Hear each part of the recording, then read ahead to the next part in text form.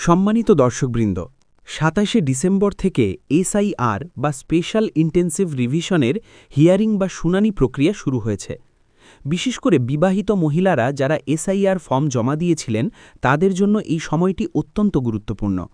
আপনাদের অনেকের মনেই প্রশ্ন রয়েছে যে বিবাহিত মহিলাদের কেন শুনানিতে ডাকা হতে পারে, নোটিশ আসলে আপনাদের কি করতে হবে এবং কোন কোন ভুলের কারণে আপনাদের নাম চূড়ান্ত ভোটার তালিকা থেকে বাদ যেতে পারে। আজকের এই ভিডিওতে আমরা প্রতিটি বিষয়ে অত্যন্ত সহজ ভাষায় এবং বিস্তারিতভাবে আলোচনা করব, যাতে আপনাদের মনে আর কোনো সংশয় না থাকে। তাই ভিডিওটি শেষ পর্যন্ত দেখতে থাকুন। বিবাহিত মহিলাদের হিয়ারিং নোটিশ আসার সবথেকে বড় কারণ হল ২০০২ সালের ভোটার তালিকায় নাম না থাকা। আপনি যদি এসআইআর ফর্ম জমা দিয়ে থাকেন কিন্তু ২০০২ সালের পুরনো তালিকায় আপনার নিজের নাম নেই, এমনকি আপনার বাপের বাড়ির দিকের কোনো নিকট আত্মীয়েরও নাম নেই, তবে আপনার হিয়ারিং নোটিশ আসার সম্ভাবনা প্রায় ১০০%। এখানে নিকট আত্মীয় বলতে আপনার জন্মদাতা বাবা, মা, ঠাকুরদা, ঠাকুরমা কিংবা দিদিমা, দাদুকে বোঝানো হয়েছে। যদি এই নির্দিষ্ট সম্পর্কের কারোরই নাম ২০০২ সালের তালিকায় না থাকে, অথচ আপনি এনিউমারেশন ফর্ম পূরণ করার সময় আপনার শ্বশুর শাশুড়ি বা স্বামীর বাড়ির কারো নাম দিয়ে লিঙ্কেজ করেছেন, তবে নির্বাচন কমিশন আপনার নাগরিকত্ব বা তথ্যের সত্যতা যাচাই করার জন্য আপনাকে অবশ্যই তলব করবে। এছাড়াও বয়সের বিষয়টিও কমিশন অত্যন্ত গুরুত্বের সাথে দেখছে। যাদের বর্তমান বয়স ৪৫ বছরের বেশি অথচ ২০০২ সালের ভোটার তালিকায় তাদের নাম ওঠেনি, তাদের ক্ষেত্রে কমিশন কিছুটা সন্দেহের চোখে দেখছে। কারণ হিসেব অনুযায়ী ২০০২ সালে তাদের বয়স ১৮ বছর পার হয়ে গিয়েছিল। তাহলে কেন তাদের ২০০২ সালের ভোটার তালিকায় নাম নেই?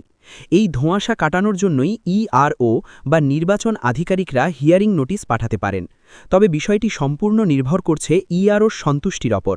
যদি আপনার বিএলও আপনার বাড়িতে গিয়ে নথিপত্র যাচাই করার পর ইআরও সন্তুষ্ট হয়ে যান, তবে আপনার বাড়িতে নোটিশ নাও আসতে পারে, কিন্তু তথ্যে কোনো ঘাটতি থাকলে আপনাকে সশরীরে হাজির হতেই হবে। আরেকটি গুরুত্বপূর্ণ দিক হল বাবার নামের অসঙ্গতি। দেখা যাচ্ছে আপনার বর্তমান নথিপত্রে বাবার নাম একরকম, কিন্তু এসআইআর ফর্মে আপনি অন্যরকম নাম লিখেছেন, অথবা ২০০২ সালের পুরনো তালিকায় আপনার বাবার নামের বানান যা ছিল তার সাথে এখনকার নথির কোনো মিল নেই। এই ধরনের অমিল থাকলে আপনাকে শুনানিতে ডাকা হবে এবং সেখানে অরিজিনাল নথি দেখিয়ে বিষয়টি প্রমাণ করতে হবে। এছাড়া বাবা ও সন্তানের বয়সের পার্থক্য যদি মাত্র ১৫ বছর হয় কিংবা বাবা ও মেয়ের বয়সের পার্থক্য ৫০ বছরের বেশি হয়, তবে কমিশন সেটিকে অস্বাভাবিক মনে করে এবং যাচাইয়ের জন্য নোটিশ পাঠায়। এমনকি লিঙ্গ সংক্রান্ত ভুল, যেমন আপনি বাস্তবে মহিলা কিন্তু তালিকায় পুরুষ হিসেবে নাম আছে, এমন ক্ষেত্রেও শুনানির প্রয়োজন হবে। এখন আসা যাক, যদি আপনার বাড়িতে হিয়ারিং নোটিশ চলে আসে তবে আপনি ঠিক কী করবেন। মনে রাখবেন, নোটিশ আসা মানেই আপনার নাম কেটে যাওয়া নয়, এটি কেবল একটি যাচাইকরণ প্রক্রিয়া। নোটিশ পেলে আপনাকে নির্দিষ্ট দিনে এবং সময়ে অরিজিনাল নথিপত্র নিয়ে হাজির হতে হবে। আপনার কাছে থাকা সমস্ত অরিজিনাল পরিচয়পত্র, বাপের বাড়ির দিকের আত্মীয়দের ২০০২ সালের ভোটার লিস্টের কপি এবং আপনার সম্পর্কের প্রমাণপত্র নিয়ে যেতে হবে। সেখানে আধিকারিকরা আপনাকে কিছু সাধারণ প্রশ্ন করতে পারেন, যেমন ২০০২ সালে নাম কেন ছিল না, বা আপনার আত্মীয়দের সাথে আপনার সম্পর্কের প্রমাণ কি।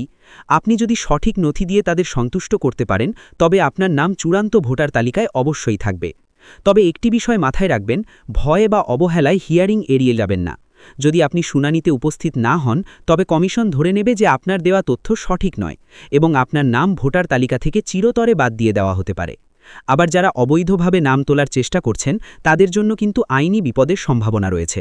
তাই সর্বদা সঠিক তথ্য এবং বৈধ নথিপত্র দিয়েই হিয়ারিং প্রক্রিয়া সম্পূর্ণ করুন। এছাড়াও অনেকেই হয়তো ভাবছেন যে আমার তো কোনো নোটিশ আসেনি বা বিএলও আমার কাছে কোনো কাগজ চাইনি, তাহলে কি আমার নাম বাদ যাবে? যদি আপনার কোনো নোটিশ না আসে তবে সেটিই সবথেকে ভালো। এর মানে হলো আপনার দেওয়া তথ্যে কমিশন কোনো গরমিল খুঁজে পায়নি। এক্ষেত্রে ২০২৬ সালের ফেব্রুয়ারি মাসে যে চূড়ান্ত বা ফাইনাল ভোটার লিস্ট প্রকাশিত হবে, তাতে আপনার নাম স্বয়ংক্রিয়ভাবে উঠে যাবে। তাই যাদের নোটিশ আসেনি তাদের বাড়তি কোনো টেনশন করার বা কোথাও যাবার প্রয়োজন নেই। সবশেষে বলা যায়, নির্বাচন প্রক্রিয়ার এই স্বচ্ছতা বজায় রাখার জন্য এই শুনানি প্রক্রিয়া অত্যন্ত জরুরি। আপনি যদি একজন বৈধ ভারতীয় নাগরিক হন এবং আপনার কাছে সঠিক তথ্য থাকে, তবে আপনার ভয়ের কোনো কারণ নেই। দুর্ভাগ্যবশত যদি কারো নাম ফাইনাল লিস্টে বাদও পড়ে যায়, তবে মনে রাখবেন আপনার কাছে আবারও আবেদন করার সুযোগ থাকবে।